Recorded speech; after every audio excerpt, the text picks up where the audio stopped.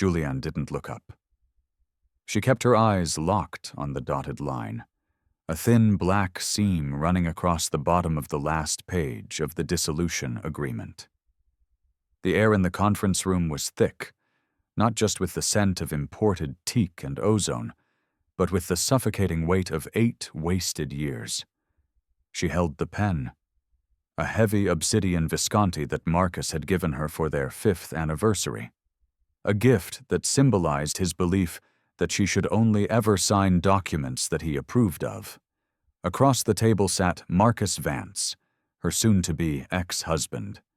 He was the picture of tailored success, a charcoal Tom Ford suit, hair perfectly groomed with a touch of distinguished gray, and a platinum Patek Philippe watch that cost more than Julianne's entire college education. He wasn't nervous. He was bored. He leaned back, crossing one leg over the other, the polished leather of his loafer gleaming under the recessed lighting of his lawyer's 52nd floor office, overlooking the rainy Seattle waterfront. "We don't have all day, Julianne," Marcus finally drawled, his voice carrying that familiar low rumble of privileged impatience. "There are acquisitions waiting. My time is exponentially more valuable than yours, even if you are about to receive a substantial, frankly generous settlement." Julianne felt the familiar sting, but she didn't flinch. She hadn't flinched in years.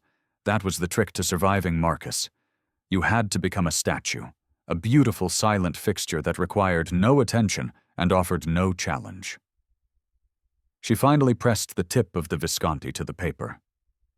The scratch of the nib was the only sound in the room, louder than the rain hitting the glass, louder than the silent argument raging in her heart. She signed her name, Julianne Thorne Vance. When she lifted the pen, she felt a profound lightness, as if a lead cloak had just slid off her shoulders. It wasn't relief yet. It was the absence of pain. The lawyer, a twitchy man named Mr. Abernathy, who looked like he hadn't slept properly since passing the bar, carefully slid the document away from her. He placed a yellow sticky note on the signature line and offered it to Marcus. Marcus didn't even pick up the pen. He signaled to Abernathy with a dismissive flick of his wrist. "Witness it. I don't need to sign yet. I wanted to ensure she was fully committed first." He then turned his attention back to Julianne, his eyes cold and clinical, assessing her like a piece of depreciating machinery he was finally consigning to the scrapyard. "Now that the unpleasantries are concluded, let's review the terms one last time," Marcus began, his tone shifting into his benevolent CEO voice. "You get the brownstone in Queen Anne, which, while damp, is perfectly adequate for a single woman with no career prospects. You get the car, the Tesla, not the Aston Martin, obviously, and a lump sum of $5 million. He paused, clearly expecting gratitude, or at least awe. $5 million, Julianne. That is far more than you contributed to this marriage, financially or otherwise. It is enough to keep you comfortable, provided you are wise with your investments. I suggest a municipal bond fund. Don't try anything flashy. You lack the acumen." Julianne watched him. She remembered when she had loved that arrogant confidence. Now it was just noise.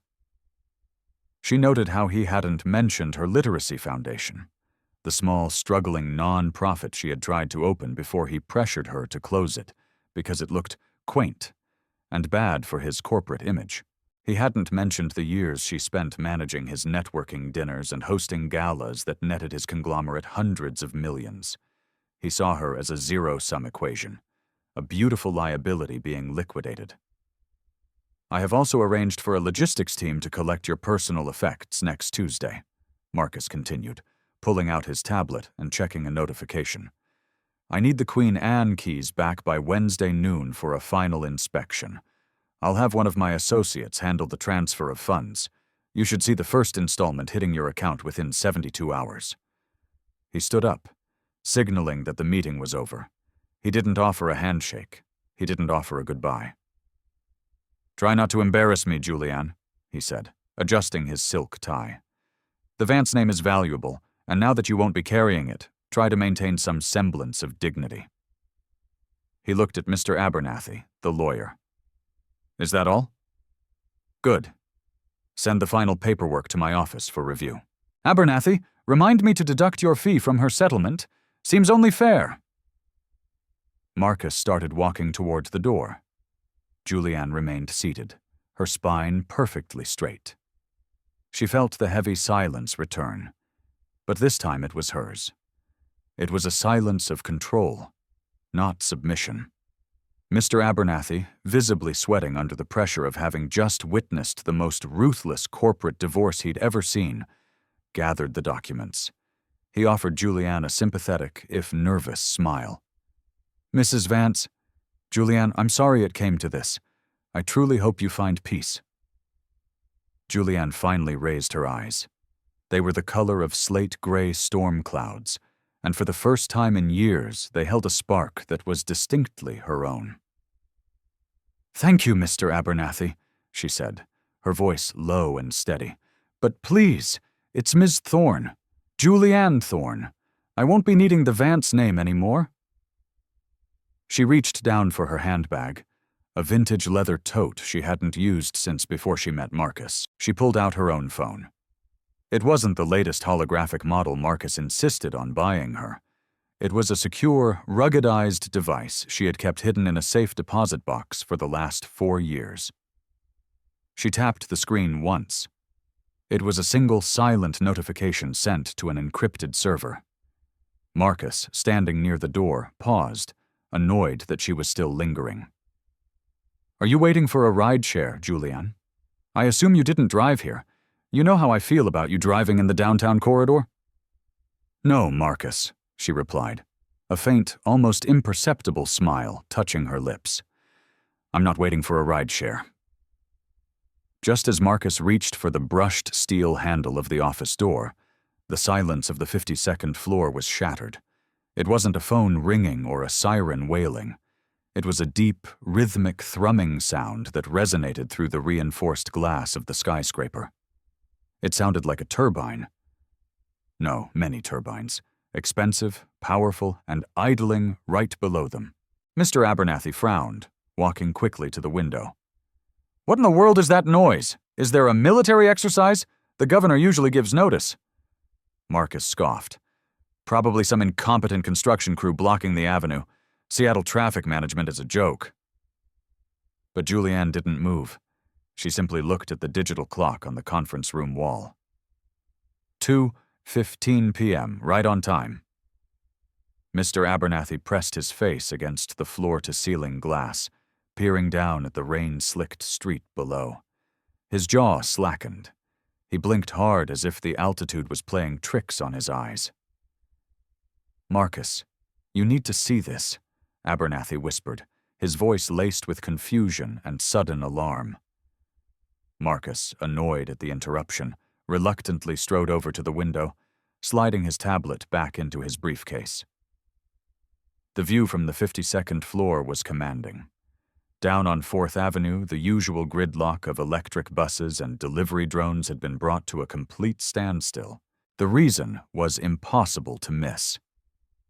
Lining the entire block, stretching back toward the corner of Pine, was a procession of vehicles so sleek and uniformly matte black that it looked like a sci-fi paramilitary convoy. They were armored SUVs, not just standard luxury trucks, but extended customized behemoths with reinforced chassis. Well, look at that, Marcus said, trying to sound unimpressed. Someone important is in town, probably a tech delegation from Tokyo. What's the count, Abernathy? 6, 7. Abernathy was counting slowly, his finger tracing the line of vehicles parked bumper to bumper, guarded by 2 imposing figures in tactical suits, standing near the curb. Marcus? Abernathy breathed out, turning to look from the street to Julianne, his eyes wide with disbelief. That's not a delegation. They are all parked right outside this building's main entrance, and there are 10 of them. Exactly 10. Marcus squinted, straining to see the front vehicle. The first SUV was massive, its tinted windows absorbing the light, its grille adorned not with a standard manufacturer badge, but with a small, discreet platinum geometric crest. 10 armored transports for one person? That's absurd, Marcus scoffed, though a thread of unease was starting to weave through his confidence. It must be a head of state or something. Then they saw the movement. From the first vehicle, a door swung open silently. A man stepped out. He was enormous, built like a mountain, wearing a suit that clearly concealed body armor. He didn't look like a driver. He looked like a warlord's personal guard. He walked to the back door, opened it, and stood at attention. Then the driver of the second SUV did the same. And the third. All the way down the line, 10 doors opened simultaneously, and 10 security personnel stood waiting, flanking the line of cars like a high-stakes Praetorian guard. Marcus felt a sudden cold dread grip him. He turned away from the window, looking directly at Julianne Thorne. She was still sitting composed, serene. The ghost of a smile was now slightly more defined. "Julianne?" Marcus demanded, his voice dropping its smooth polish and becoming sharp. "What is going on? Did you arrange some kind of press stunt? If you think you can embarrass me with paparazzi?" Julianne slowly rose to her feet. She picked up her vintage tote and walked toward the window, standing beside Marcus. She didn't look down at the street. She looked at him.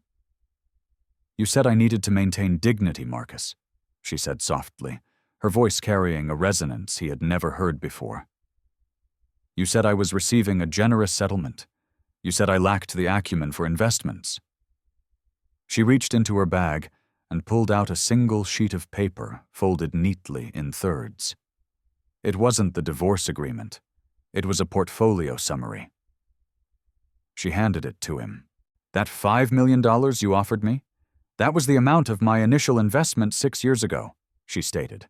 "The investment I told you about, the one you dismissed as Julianne's little book club fund and forced me to hide." Marcus unfolded the paper, his eyes scanning the numbers. His face went instantly pale. The statement wasn't from a local bank. It was from the Vance Group's biggest emerging rival, Ion Robotics, a Boston-based firm specializing in neural link AI and heavy automation. The numbers were staggering. The initial $5 million had become something exponentially larger. "This is impossible," Marcus stammered, his hand trembling as he held the paper. "This is fabricated. You don't understand these figures. You couldn't have managed this portfolio." "Oh, but I did," Julianne corrected him gently. "While I was managing your galas and planning your board retreats, I was also managing my own future. You taught me one thing very well, Marcus. Always ensure you have full control over your assets." "Who is picking you up?" Marcus demanded, ignoring the paper, the shame of the financial revelation momentarily eclipsed by the public spectacle unfolding below.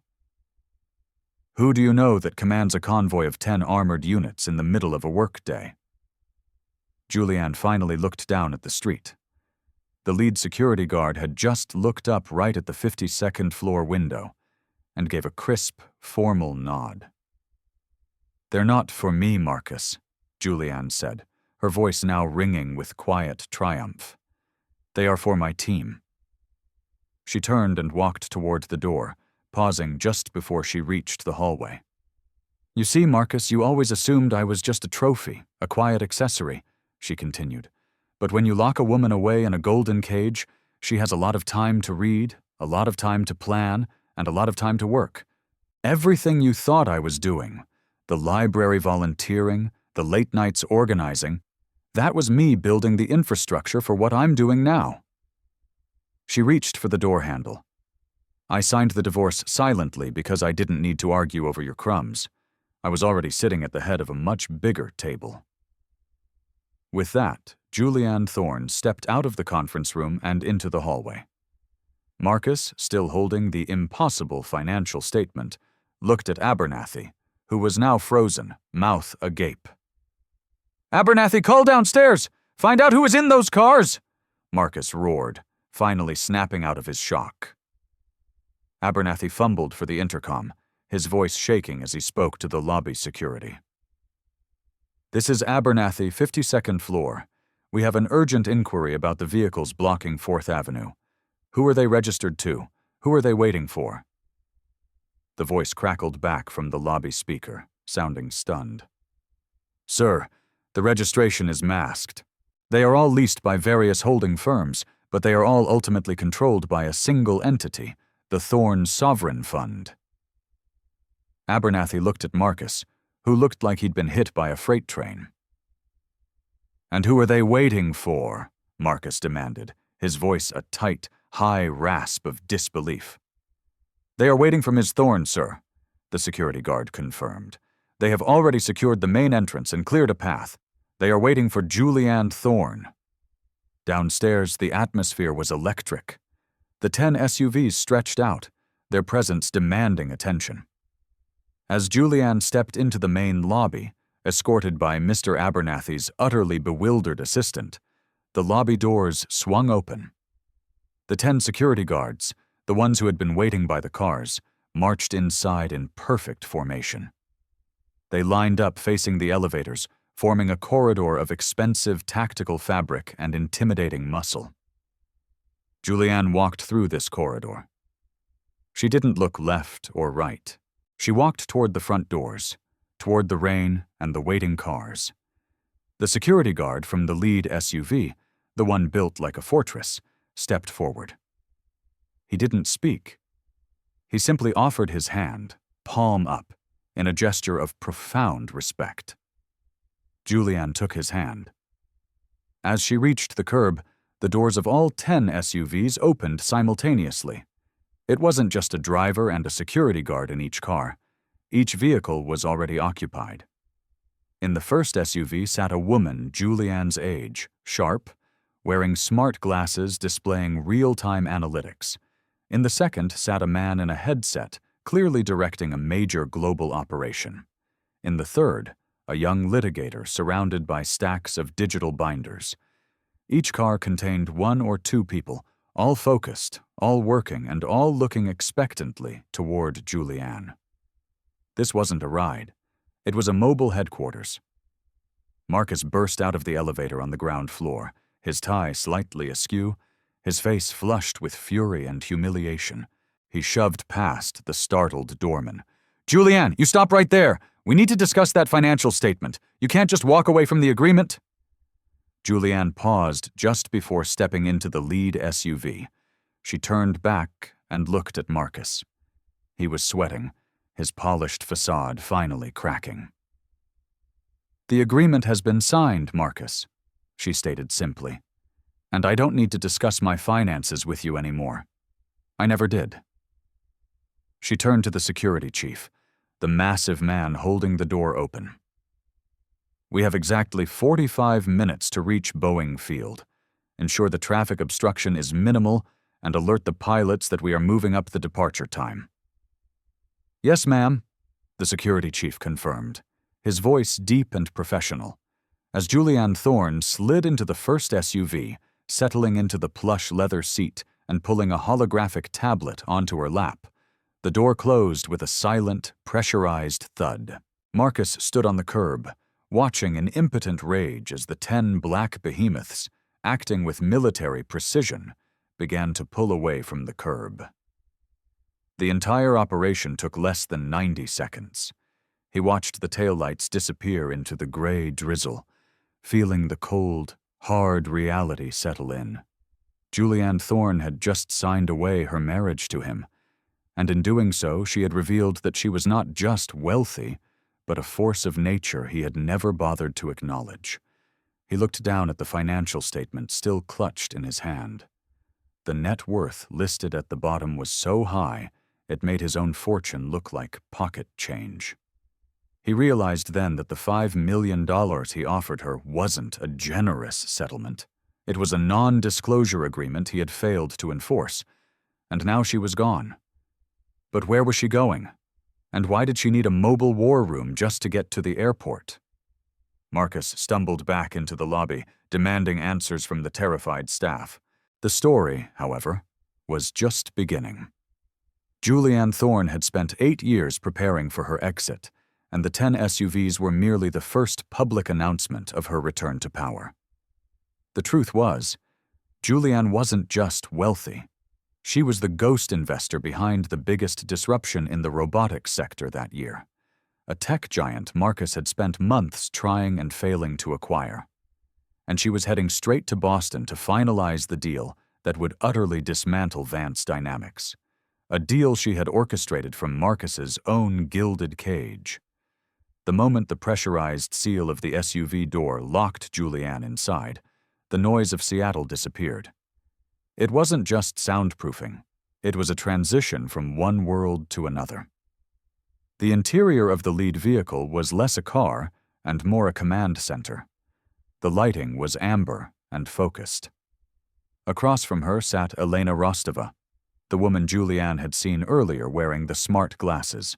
Elena was the chief strategy officer for the Thorne Sovereign Fund, a woman whose reputation in global equity was legendary, but who had operated under extreme secrecy for the last 4 years, answering only to Julianne. Beside Elena was Liam Chen, a corporate attorney whose specialty was hostile mergers and clean, surgical legal warfare. He had the calm demeanor of a man who enjoyed watching empires fall.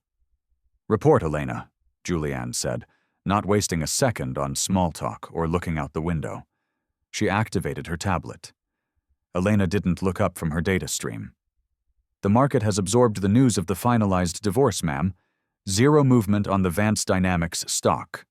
Marcus's PR team has done an efficient job of keeping the settlement details out of the press. For now, he looks like the generous victim." "Good," Julianne replied, nodding. "We need him complacent for exactly 6 more hours. What is the status of Protocol Zero?" Liam Chen cleared his throat, adjusting his cuff. "Protocol Zero is fully activated, Julianne. The legal team is deployed across the 10 vehicles. We have the final acquisition binders for Aeon Robotics signed and ready for the executive team's authorization. We have 12 hours until the 6 a.m. EST deadline for the full merger announcement." Julianne leaned forward, the Visconti pen, the one Marcus gave her, now resting innocently on top of a 300-page contract summary. "Confirm the secondary objective of Protocol Zero, Liam." "Confirmed, ma'am," Liam stated, his voice flat and professional. "Once the Ion merger is announced, we simultaneously release the evidence packet regarding Vance Dynamics' proprietary software licensing practices, specifically concerning the Pegasus protocols. This will trigger the SEC inquiry and a mandatory trading freeze on Vance Dynamics stock." Julianne allowed herself a small, cold smile. That was the real punch. The $5 million Marcus had given her 6 years ago had funded the original investment in Ion Robotics. But the years she spent managing Marcus's foundation and signing his charity contracts had given her unprecedented access to his entire corporate infrastructure, including the internal documents detailing his illegal back-channel deals. "The Pegasus protocols," Julianne murmured. "That information is the reason Marcus forced me to close my literacy foundation. He thought I was too close to the grant writers, too close to people who might ask questions. He thought he was isolating me. He was actually giving me the keys to his kingdom." The convoy moved with impossible speed and efficiency, the other 9 SUVs acting as perfectly choreographed blockers, clearing the route through the bustling Seattle streets toward the highway. Every minute counted. "And the team in the other vehicles?" Julianne asked. "All deployed," Elena confirmed. "Unit 2 has the tech support and systems architects finalizing the integration infrastructure. Unit 5 has the PR and media relations team drafting the official Thorne Sovereign Statement. Unit 7 holds the accounting and forensic auditing team ready to file the SEC documents the second we land. We are a fully functional mobile corporation." Julianne looked out the tinted window, catching a brief glimpse of the lead security guard, Kyle, running interference with a traffic drone. Everything was under control. "Let's accelerate the pace," Julianne commanded. "I want to be airborne in 30 minutes. Meanwhile, 52 floors above the chaos, Marcus Vance was having a meltdown that was rapidly approaching critical mass. He was back in the conference room, still clutching the financial statement like a death warrant. Abernathy, the nervous divorce lawyer, was trying desperately to make a phone call, sweat plastering his hair to his forehead. $5 billion, Abernathy. "This statement says $5 billion, Marcus yelled, slamming his fist down on the teak table. The Visconti pen cap skittered across the polished surface. She was running a fund larger than most small countries, while I was telling her which napkins to use for the governor's luncheon. Abernathy finally managed to connect with the building security chief. "The convoy, sir. They are gone. They moved with military precision. The security chief confirms they were all registered under the Thorn Trust, but the lead vehicle was heading directly to Boeing Field, specifically the private terminal." Marcus's eyes narrowed. Boeing Field, private terminal. Boston. The pieces clicked together with terrifying clarity. "Ion Robotics," Marcus hissed, the name tasting like ash in his mouth. "The East Coast disruptor, the one we've been trying to buy for 9 months, the one that keeps blocking our bids, the one that's developing the neural link software that threatens our entire legacy system. Fortum." He looked at Abernathy, his face a mask of furious realization. "Julianne is the ghost owner of Ion Robotics. She's the one who's been laughing at my offers. She's the one who's been driving up the price." Marcus ripped out his own phone and barked orders into it, pacing the room like a caged lion. "Get me Len in corporate security. I want every file, every email, every financial transaction Julianne Thorne has ever touched. Get our private jet ready for immediate takeoff to Boston Logan and find me the name of the CEO of Ion Robotics. I need to know who she's meeting." Abernathy, overwhelmed, managed a faint protest. "Marcus, perhaps we should focus on the legal implications of the divorce agreement first." "The divorce agreement is irrelevant," Marcus spat. "That was her misdirection. This is a hostile takeover. She signed the papers to liquidate her personal liability to me, so she could legally launch an attack on Vance Dynamics. She's not just taking my money, Abernathy. She's taking my life's work." Marcus stopped pacing and looked out the window, where the traffic was slowly returning to normal, the only evidence of Julianne's passing being the lingering, luxurious silence. "She played the silent, pretty wife for 8 years, Marcus said, his voice dropping to a dangerous whisper. "I should have known. Nobody stays that quiet unless they are planning something truly deafening." He checked the time. Julianne was likely already in the air, miles ahead. He had to mobilize his entire legal and financial defense team, and he had to do it without alerting the press that his ex-wife was simultaneously his biggest business threat. "Boston," Marcus muttered. "She thinks she's going to close the deal and watch me burn. We'll see about that."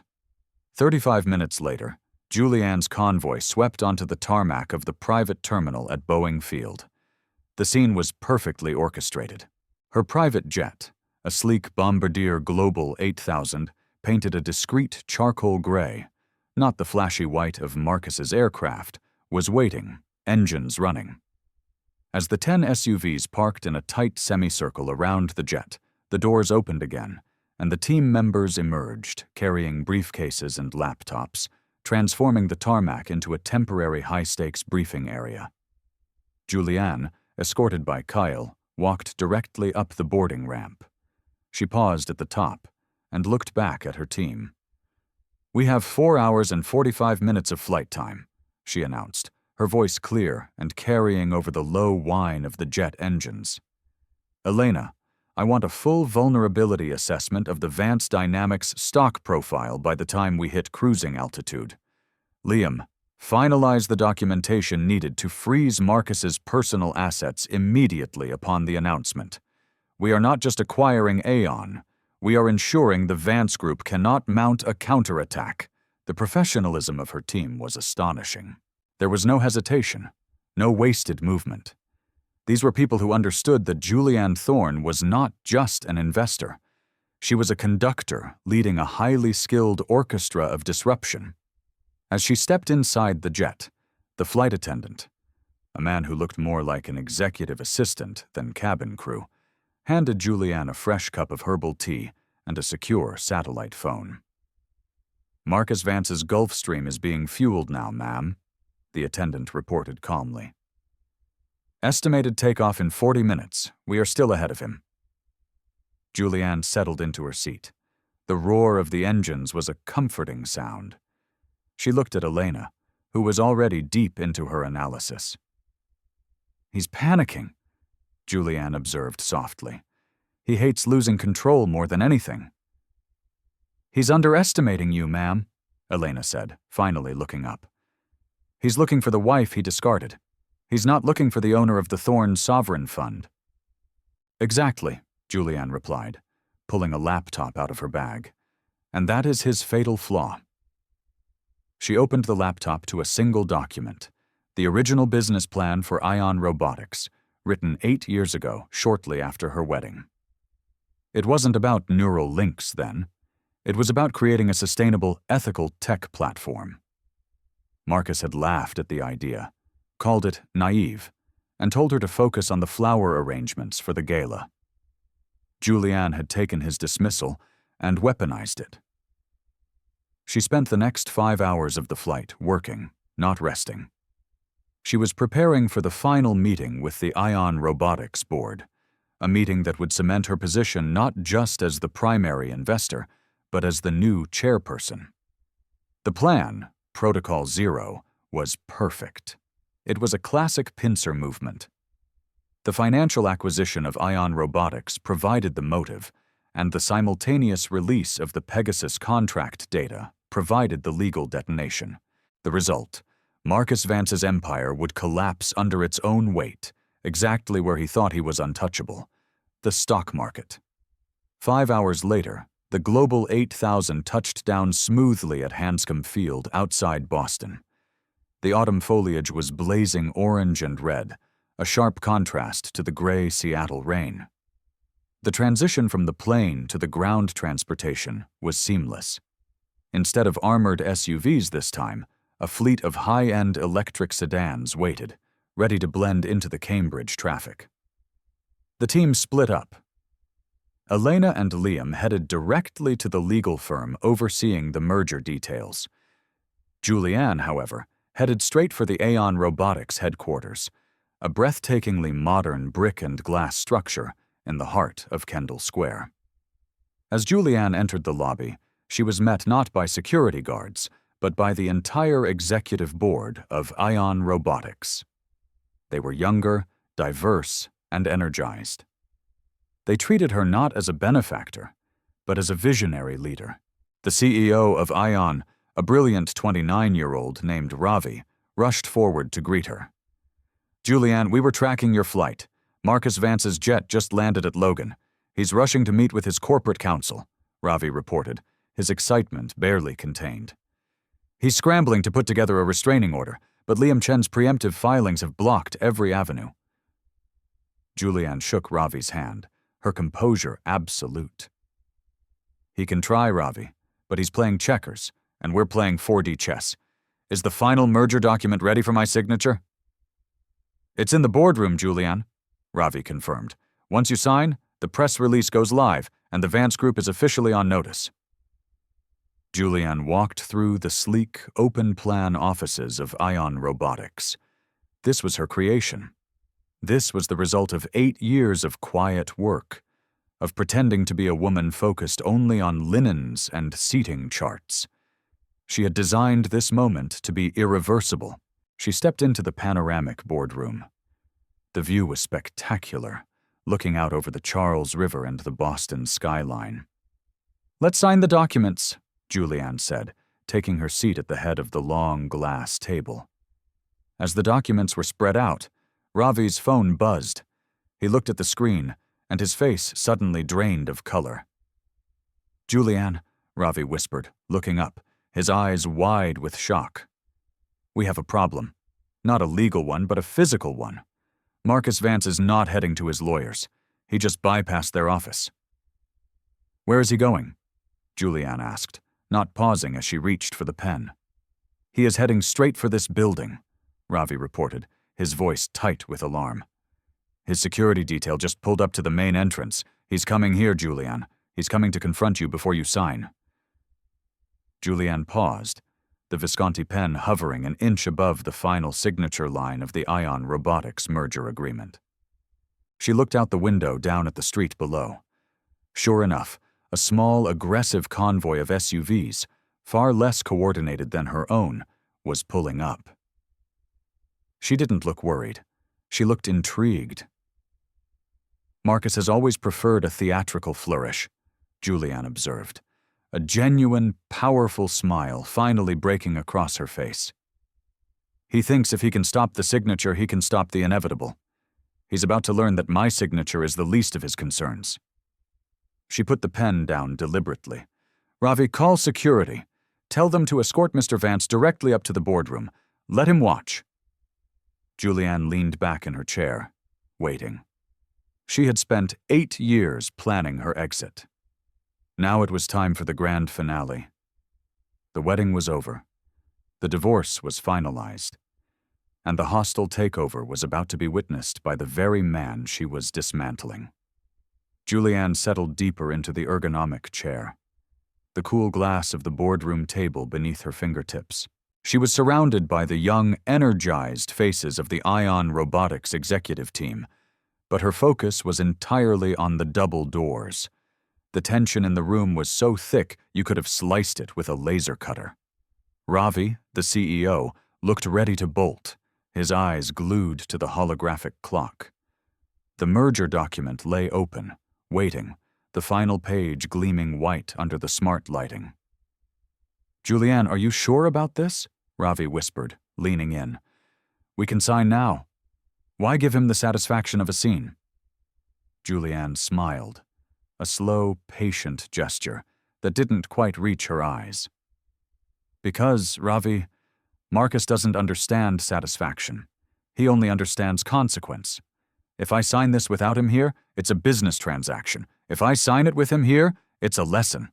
And Marcus Vance desperately needs a lesson." The wait lasted only 3 agonizing minutes. Then the heavy oak doors of the boardroom burst open, not gently, but violently, slamming against the interior wall with a loud thwack.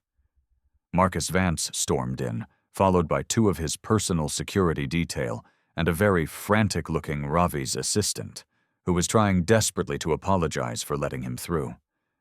Marcus didn't look like the tailored CEO who had dismissed Julianne hours earlier. He looked like a cornered animal.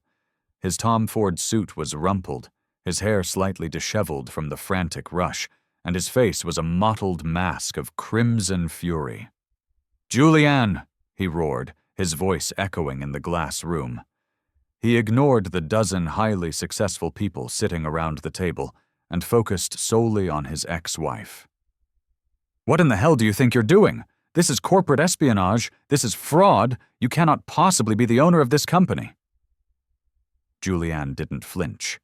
She simply gestured toward an empty chair at the far end of the table. "Welcome, Marcus. I'm glad you could join us. We were just about to finalize a very important deal. Please, have a seat." Marcus ignored the chair. He slammed his palms down on the table right next to the merger document. "I want to see the financials. I want to see the chain of ownership. You signed a non-disclosure agreement, Julianne. You cannot launch a business venture that directly competes with the Vance Group." "Did I, Marcus?" Julianne asked, her voice calm and conversational, cutting through his rage like a scalpel. "Show me where in the dissolution agreement it forbids me from holding independent investments. Show me where it lists the Thorn Sovereign Fund as a competing venture. You were so focused on ensuring I couldn't claim any of your future earnings that you entirely neglected to secure your past liabilities." She picked up the Visconti pen, rolling the cold obsidian between her fingers. You gave me $5 million 6 years ago, Marcus. That was seed money. That money was mine, earned through my father's estate, not yours. You told me to hide it, didn't you? You told me not to embarrass you with silly hobbies. I took your advice. I hid it. I invested it ethically, legally, and strategically, specifically into Ion Robotics, a company you dismissed as a left-wing coding collective.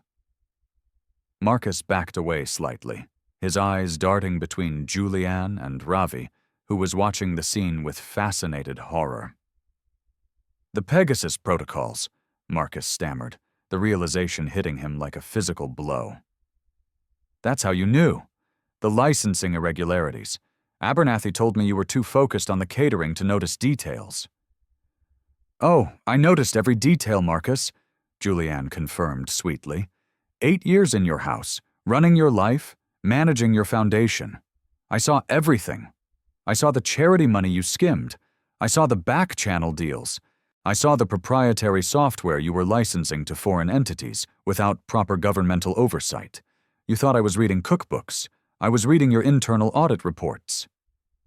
She leaned forward, her composure now a terrifying weapon. You built a golden cage for me, Marcus. But you made one critical mistake. You left the library open, and I learned to read the blueprint of your entire prison. Marcus pointed a shaking finger at the merger document. If you sign that, I will tie you up in court for the next 20 years. I will sue Ion Robotics for corporate raiding. You will never be able to execute this merger. Julianne simply shrugged. You could certainly try. But as of 9:30 a.m. Eastern Standard Time, your legal team is going to be rather busy defending the Vance Group against much larger concerns. She looked at Ravi. Is the press release ready, Ravi? Ravi, finally finding his nerve, nodded sharply. Ready to go, Julianne, the moment the ink is dry. Julianne looked back at Marcus, who was now breathing hard, sweat beading on his temples. He was watching his entire world crumble, and he couldn't stop it. You wanted me to sign the divorce papers quietly, Marcus, Julianne said, holding the Visconti poised above the signature line. I did. Now, watch me sign the death warrant of your empire. She pressed the pen firmly to the paper. The sound of the nib scratching across the heavy stock was loud and decisive. It was the sound of a door slamming shut on her past, and a foundation being laid for her future. Julianne Thorne. As she lifted the pen, Ravi's phone instantly vibrated. He didn't even need to look at it. It's done, Ravi announced, his voice ringing with triumph. The merger between Ion Robotics and Thorne Sovereign Fund is finalized. The press release is live globally. Marcus stumbled backward, clutching the edge of the table for support. No, you can't. Abernathy, call Abernathy. Julianne held up a hand. He can't help you, Marcus. He's probably already retained by the SEC. Just then, the satellite phone on the table, the one Liam Chen had used on the flight, rang. A high, urgent chirp. Julianne picked it up on the first ring. Elena, report. The voice on the other end, though filtered through the speaker, was crisp and professional. Protocol 0, secondary objective confirmed, ma'am. The documentation regarding the Pegasus protocols has been submitted to the Securities and Exchange Commission and the Department of Justice. The data is irrefutable. We have confirmation of an emergency trading freeze on all Vance Group assets, effective immediately, pending a full investigation into licensing irregularities and financial fraud. Julianne hung up the phone. She looked at Marcus, who was now staring blankly at the window, the Boston skyline a silent witness to his downfall. Trading freeze, Marcus whispered, the words barely audible. My stock is locked. My company is worthless until they clear this up. And they won't clear it up quickly, Marcus, Julianne stated gently. The Pegasus protocols are complex. They involve years of obfuscation and shell companies. It will take months, perhaps years, to untangle the legal mess you created. And in the meantime, The Vance Group has zero liquidity, zero ability to counterbid, and zero market confidence. She rose slowly from the chair, the Visconti pen still in her hand. You see, Marcus, the $5 million wasn't the generous settlement you offered me. It was the cost of the key to your kingdom, and I used it to lock you out. Marcus finally moved. He lunged across the table, his face distorted with pure, blinding hatred. You manipulative, deceitful... Before he could finish the accusation, the two massive security guards who had followed him into the room immediately stepped between him and Julianne. They didn't touch him, but their sheer size and silent presence were enough to stop him cold. Julianne walked around the table, ignoring Marcus completely. She addressed the Ion Robotics team. Gentlemen, ladies, the celebratory period is exactly 60 seconds. We have an empire to integrate. Ravi, I want full integration plans for the Neuralink software prepared for review by 3:1 p.m. Liam Chen's team is already finalizing the necessary legal firewalls to defend against Marcus's inevitable desperate legal Hail Marys. We have to move faster than he can rage. She walked toward the door, her team instantly rising to follow her, energized by her calm authority. Marcus watched her go, leaning heavily on the table, his earlier fury replaced by a chilling, hollow despair. He wasn't just losing his wife, he was losing his war, he was losing his identity. As Julianne reached the door, she paused, looking back at the wreckage of the man who had once been her husband. You know, Marcus, she said, her voice soft, almost pitying. You always told me I lacked acumen, but you lacked vision. You never saw me because you were always looking down. She stepped out of the boardroom, leaving Marcus Vance alone in the silent, glass-walled room, surrounded by the remnants of the merger he couldn't stop, and the digital confirmation of the stock freeze he couldn't lift. Julianne and the Ion team descended to the ground floor in a private elevator, the mood shifting from tense anticipation to focused execution. The lobby was now clear of Marcus's desperate security detail. Where is Marcus Vance now, Ravi? Julianne asked, as they stepped into a waiting sedan. Still in the boardroom, ma'am, Ravi reported, checking his phone. His security detail is waiting for him, but he hasn't moved. He's probably calling Abernathy, but Abernathy is likely refusing his calls right now. Julianne nodded. That was exactly what she wanted. Marcus needed time to process the full weight of the collapse alone, without the immediate ability to mount a counterattack. Elena, I need you and Liam to stay here in Boston, Julianne instructed, as the sedan pulled out into the autumn sunshine. Run point on the integration and ensure the SEC cooperation is flawless. I need to be in London tonight. Elena looked surprised. London? For the next phase of Protocol Zero? No, Julianne replied, adjusting her jacket. The next phase is already running itself. London is personal. There's one last loose end I need to tie up before I can truly focus on Ion Robotics. The sedan merged seamlessly onto the highway, escorted by two discreet Thorn Sovereign security vehicles. The scale of the operation had shrunk from 10 SUVs in Seattle to 3 sedans in Boston, but the power behind it was infinitely greater. As they drove toward the airport, the magnitude of what she had just accomplished settled in. She hadn't just gotten a divorce. She had executed a flawless corporate coup, all while appearing to be nothing more than a wealthy socialite. Julianne, Ravi said tentatively from the back seat. The market reaction to the Ion merger is incredibly positive. We are being hailed as the new standard in ethical tech. But the news about the Vance Group trading freeze is going to cause a global shockwave. Are you prepared for the scrutiny? I've been prepared for 8 years, Ravi, Julianne assured him. For 8 years I was under the most intense public scrutiny imaginable, constantly judged by Marcus's standards. Now the scrutiny is on my terms. Thorn Sovereign Fund is built on transparency and ethical practice. The world will see that Marcus Vance was the criminal, and I am the corrective measure. She pulled out her laptop again. The screen was filled not with financial reports, but with architectural blueprints.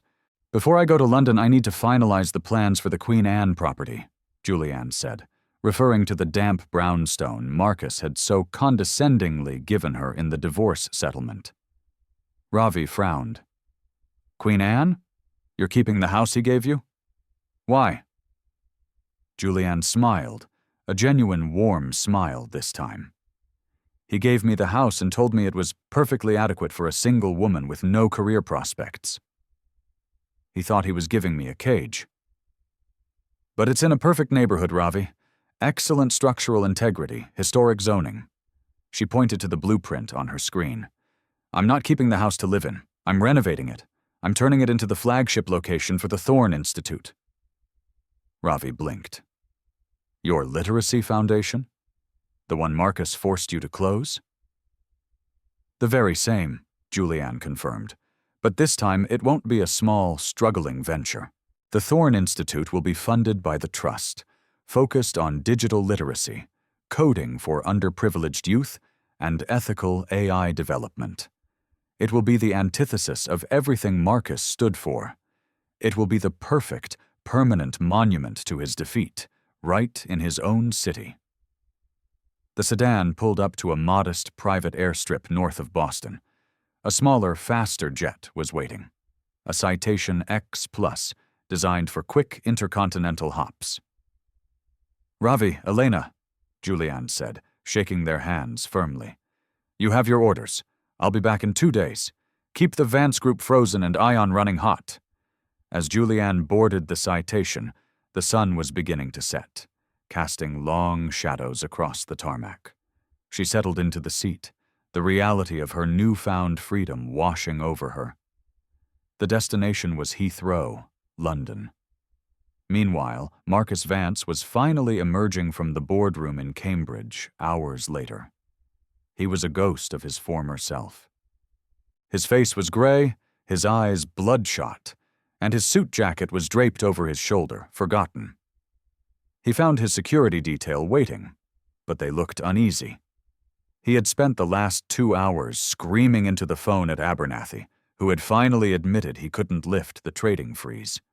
Marcus had also tried to call his bank, only to find his personal accounts were now under mandatory review, thanks to the SEC inquiry. "Get me back to Seattle," Marcus rasped, his throat raw.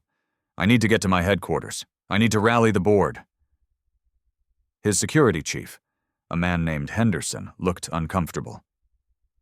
"Sir, your jet, the Gulfstream, it was grounded at Logan for a safety inspection by the FAA just minutes after the SEC announcement." Marcus stared at him. "Grounded? The FAA doesn't ground my jet. That's Julianne. She did this." Henderson shifted his weight. "We managed to charter a commercial flight, first class, to Seattle-Tacoma. It leaves in 90 minutes. Marcus Vance, the titan of industry who hadn't flown commercial in 30 years, was forced to walk through the main terminal, his humiliation complete. On the flight back, huddled in the cramped first-class seat, Marcus tried desperately to salvage something. He opened his secure laptop, intending to access the Vance Group's internal network to try and find a legal loophole in the Pegasus contracts. He typed his password. Access denied. He tried his backup password. Access denied. A small notification popped up on the screen. A simple black box with white text. "This system is now under the authority of Thorne Sovereign Fund Forensic Audit Team. Access is locked pending investigation." Marcus slammed the laptop shut. Julianne hadn't just taken his company. She had locked him out of his own data before he even left Boston. He realized the full depth of her planning. The silent years, the quiet access, the complete mastery of his corporate infrastructure. She hadn't been planning a divorce. She had been planning a total annexation. But why London? She was in London. Marcus remembered the last conversation they had about London years ago. It was about her father. Julianne's father, Arthur Thorne, had been a distinguished diplomat and collector in Kensington. When Julianne was 22, Arthur had fallen ill. Marcus, then just a powerful, charming suitor, had promised Julianne he would ensure her father received the best care. He had even helped Julianne sell her father's townhouse and assets to pay for a specialized clinic. Julianne's move to London meant she was going back to the beginning. Marcus felt a flicker of hope amidst the wreckage. If she was focused on something sentimental, something personal, perhaps she was distracted. Perhaps she was vulnerable. He had to find out what she was doing in London. He had to find that vulnerability. 2 hours later, Julianne Thorne stepped off the Citation X Plus at Heathrow. It was early morning, and the air was cool and damp. There were no SUVs waiting this time, only a single, unmarked black saloon. Her security chief, Kyle, was waiting at the bottom of the ramp. "Welcome to London, ma'am," Kyle said, opening the car door. "The meeting has been confirmed for 9 a.m. tomorrow. The location is secure." "Good," Julianne replied, sliding into the back seat. "Any word from Marcus?" "He's on a commercial flight back to Seattle," Kyle confirmed. "He looks distressed. We've also intercepted communication indicating he's trying to track your movements, specifically your destination in London." Julianne smiled faintly. "Let him track me. Let him believe I'm distracted. He needs to think I'm chasing ghosts." The saloon sped toward central London. Julianne didn't look at financial reports or merger documents. She looked out the window at the passing lights of the M4. The next morning, Julianne was driven to a quiet, upscale neighborhood in Kensington. The saloon pulled up to a beautiful Victorian townhouse. It didn't look like a corporate office. It looked like a private residence. Julianne stepped out, dressed impeccably in a soft camel trench coat, looking every bit the sophisticated global citizen. She walked up the steps and was greeted by an older woman with kind eyes and impeccably styled silver hair. A woman who looked like she ran the world without raising her voice. "Julianne, darling, it's been too long," the woman said, embracing her warmly. "Lady Margaret," Julianne replied, returning the hug. "Thank you for seeing me on such short notice." Lady Margaret led Julianne into a sunlit drawing room where a large framed portrait dominated one wall. It was a painting Julianne knew intimately, one of her father's favorites. "I imagine you didn't fly here just to look at Arthur's collection," Lady Margaret prompted, sitting opposite Julianne. Lady Margaret wasn't just an old family friend. She was Margaret Sterling, no relation to Marcus, one of the most respected and powerful solicitors in London real estate. "I need your help, Margaret," Julianne began, getting straight to the point. 8 years ago, when my father was ill, Marcus helped me sell his townhouse and the collection.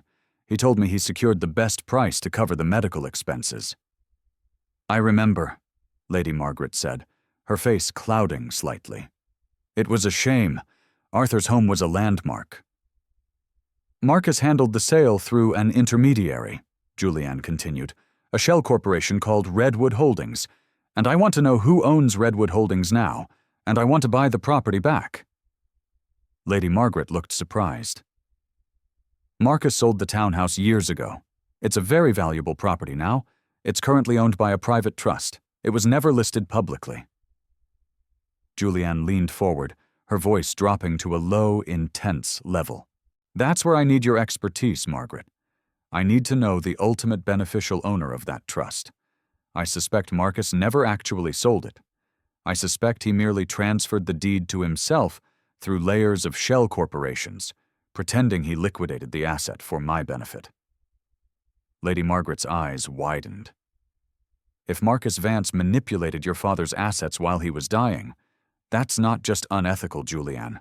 That's criminal." "Precisely," Julianne confirmed. "He told me he was protecting me from financial stress. He was actually stealing my inheritance. I want the townhouse back, Margaret. I want my father's home back. And I want the Thorne Institute to have a London chapter." Lady Margaret smiled, a sharp, knowing glint in her eyes. Marcus Vance may have mastered corporate finance, but he never understood UK property law. Give me 3 hours.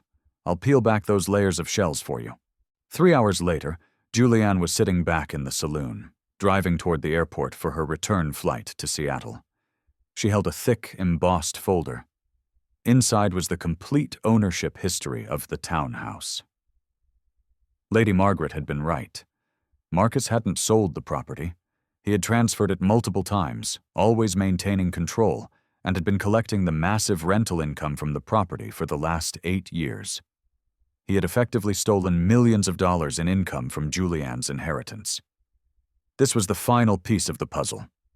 The financial destruction of the Vance Group was complete in Boston. The personal destruction of Marcus Vance would be finalized in Seattle using the very thing he thought he had successfully buried, Julianne's past. The plan was now complete. Protocol Zero was fully operational. As her plane took off, heading back toward the Pacific Northwest, Julianne looked at the folder. She wasn't just returning to Seattle to check on the progress of the Vance Group's demise. She was returning to deliver the final personal blow. She opened her secure laptop and sent a single encrypted email to Liam Chen, the corporate lawyer in Boston. Subject: Protocol 0, Phase 3, the Thorne Townhouse. Action: prepare the legal documentation for the civil suit against Marcus Vance for theft of inheritance and fraudulent conveyance of assets. File it simultaneously with the SEC's criminal charges. I want it filed in King County Superior Court at 9 a.m. PST tomorrow morning.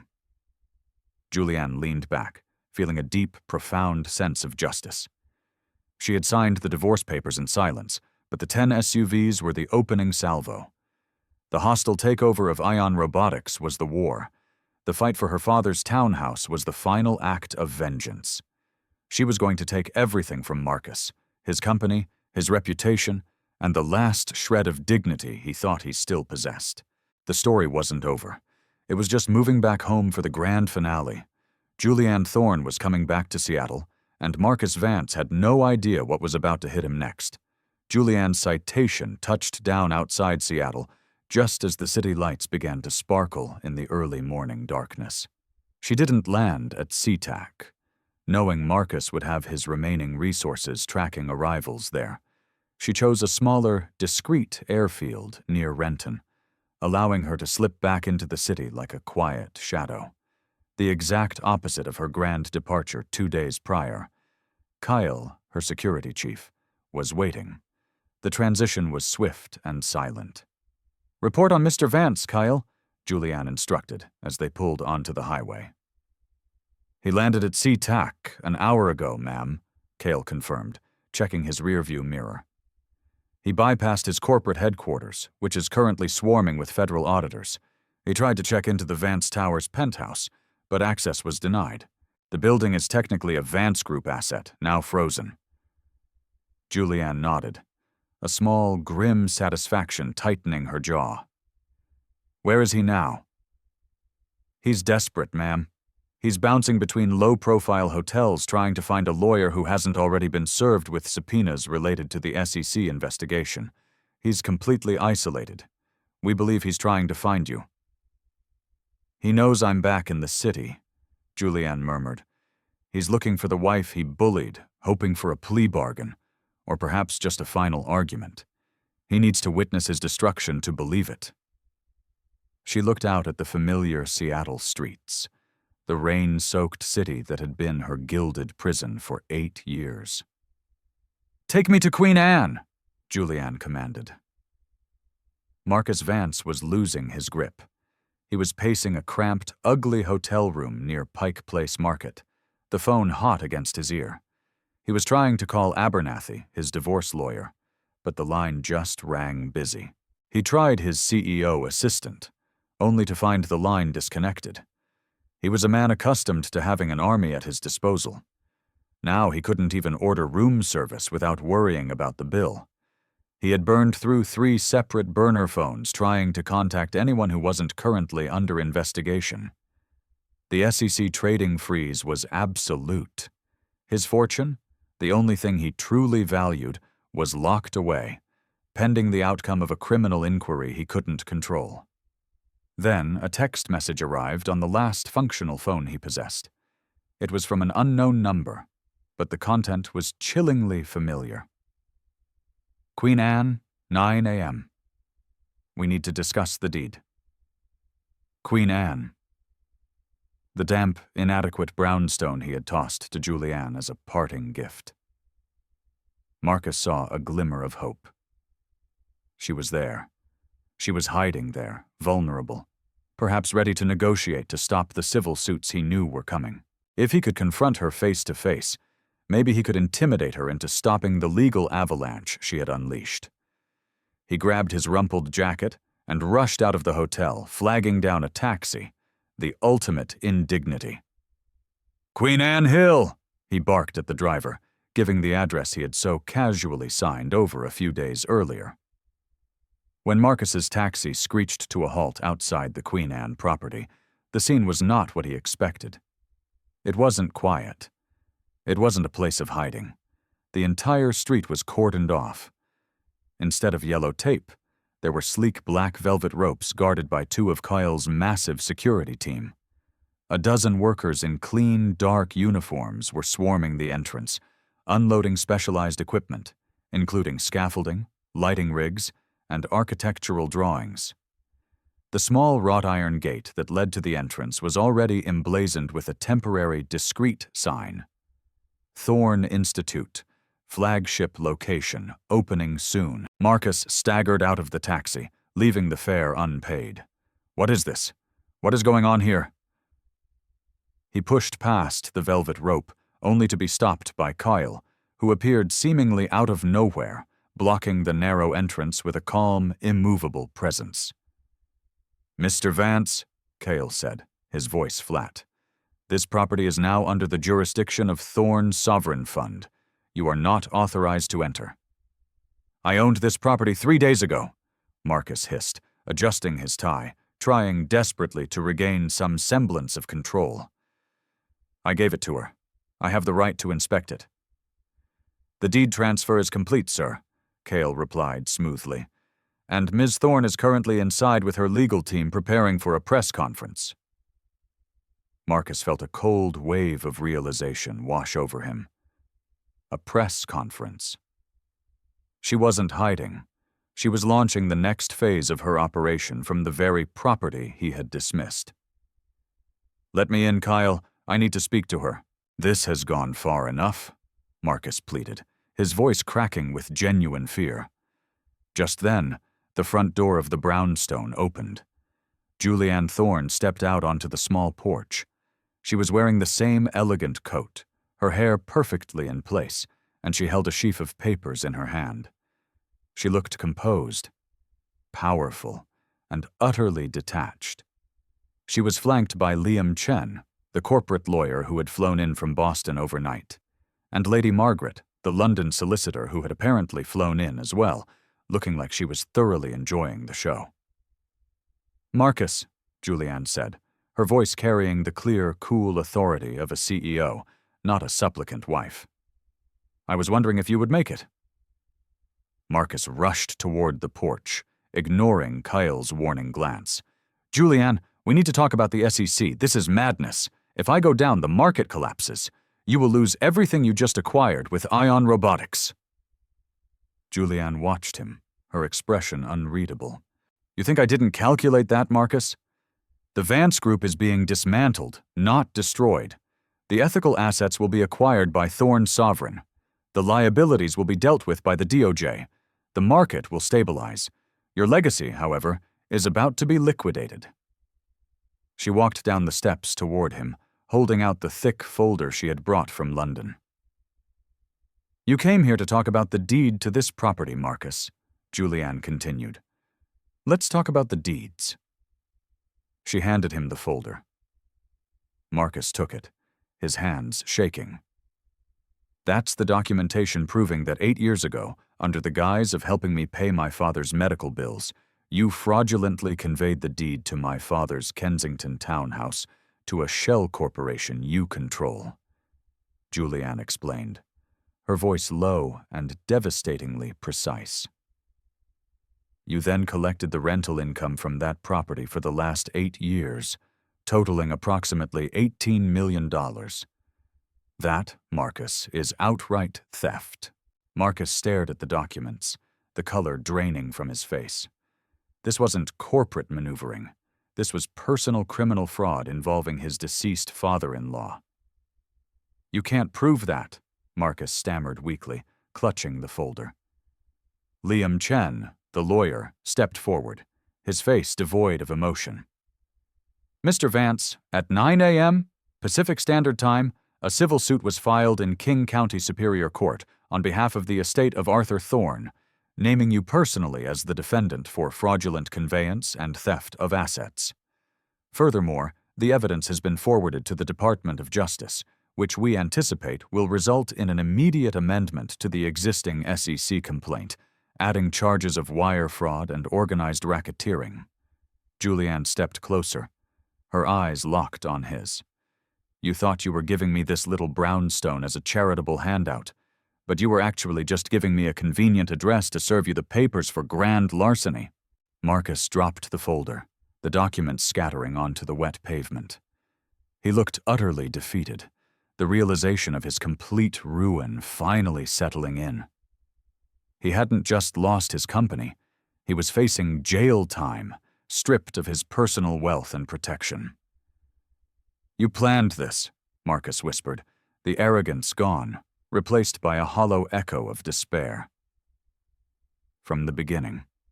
You married me just to get close enough to destroy me." Julianne shook her head slowly.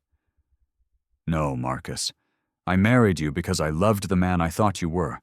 I stayed because I was trapped. I planned my exit for 8 years, yes. I built an empire in silence because you told me I was too stupid to do it out loud." She paused, letting the weight of her words crush him. "You dismissed me as a trophy wife, a beautiful fixture," she finished. "But a trophy is just a piece of metal. It has no power. I am the architect, Marcus, and now I'm building my own world on the foundation of your ruins." The sound of approaching sirens, quiet at first, began to grow louder. Marcus looked up, his eyes wide with panic. "Those aren't mine," Cale confirmed to Julianne. "They're local police, ma'am. I believe they are responding to the disturbance caused by Mr. Vance's unauthorized presence." As the squad cars pulled up, Marcus Vance, the man who once controlled billions and commanded deference across the globe, was left standing alone on a rainy Seattle sidewalk, surrounded by the physical evidence of his crimes and the beginning of Julianne's new life. He didn't resist when the uniformed officers approached him, alerted by the Thorne Trust security team about a disruptive individual interfering with construction. He was too broken to fight. Julianne watched calmly as Marcus Vance was escorted away, not in a limo, but in the back of a police cruiser. It was an ignominious end to a life of privilege. She turned and looked up at the facade of the Queen Anne building. The workers were now carefully measuring the space where the large Thorne Institute sign would soon hang permanently. Liam Chen offered her a satisfied smile. "The press conference is set for 11 a.m., Julianne. We'll announce the official opening of the Thorne Institute, funded by the Thorne Sovereign Fund. We'll lead with the ethical framework of the new venture, and then casually drop the news about the Vance Group trading freeze." "Excellent," Julianne replied, pulling a small black notebook from her handbag. It wasn't a Visconti. It was a simple, sturdy leather journal she had used to outline Protocol Zero. She flipped to the last page, where she had written a single final task: reclaim identity. She crossed it out with a confident stroke. Lady Margaret placed a comforting hand on Julianne's shoulder. "What about the townhouse in London, Julianne? Do you want to sell it now that you have it back?" Julianne looked at the woman who had helped her reclaim her legacy. "No, Margaret.